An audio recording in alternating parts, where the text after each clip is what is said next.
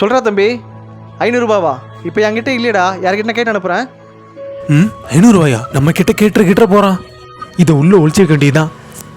வேலைக்கு வர டைம் ஆயிடுச்சு, ஓனர் வேறு திட்டுவார். சரி போகலாமாடா? என்கிட்டயும் காசு இல்லடா. நான் உங்ககிட்ட கேட்கலாம் பார்த்தா நீ வேற யார்கிட்டயே கேட்குற. சரிவா போகலாம்.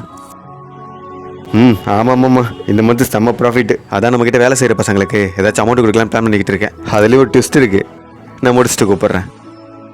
டே வேலு, காசி அண்ணா 2 பேரும் இங்கே வாங்க.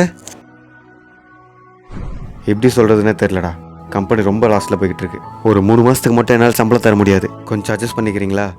3 மாசத்துக்கு சம்பளம் இல்லையா? அண்ணே, வீட்டு வாடகை, கரண்ட் பில்லு, மளிகை சாமான் எவ்வளோ செலவு இருக்குது தெரியுமாண்ணே? உங்களுக்கு தெரிஞ்சவங்க யாருக்கிட்டனா வாங்கி கொடுங்க. சம்பள காசு இல்லாமல் ஒன்றுமே பண்ண முடியாதுண்ணே. அது வரைக்கும் நான் வேணா வேற கடையில் வேலை பார்க்குறேன். அப்புறம் நீங்கள் வேணும்னா சொல்லுங்க, நான் வரேன். என்ன வேலை, நீ எதுவுமே சொல்லாமையா இருக்க? இத்தனை வருஷமாக நான் உங்கள் கூட இருந்துட்டேன். இந்த 3 மாதத்துக்காக எப்படின்னு விட்டு போவேன். நான் அட்ஜஸ்ட் பண்ணிக்கிறேன். அப்போ குடும்பத்தெல்லாம் எப்படிடா பார்த்துப்ப? யார்கிட்டனா வாங்கி வைக்கிறேண்ணே. நீ யார்கிட்டயே வாங்க வேண்டாம், உனக்கு நானே தரேன். இந்தா வச்சுக்கோ. அண்ணே இந்த மாதம் நல்ல ப்ராஃபிட்ரா. இதை உங்ககிட்ட கொடுக்குறதுக்கு தான் ஒரு சின்ன கேம் விளையாடினேன், அதில் நீ ஜெயிச்சிட்ட. இந்தா.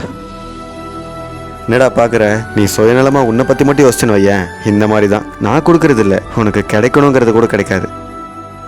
உனக்குள்ளே இருக்க எண்ணத்தை விட்டுட்டு கூட இருக்கிறவங்கள பற்றி கொஞ்சம் யோசிச்சுன்னு வையேன். நான் மட்டும் இல்லை, அந்த ஆண்டவனே உனக்கு அள்ளி கொடுப்பான்.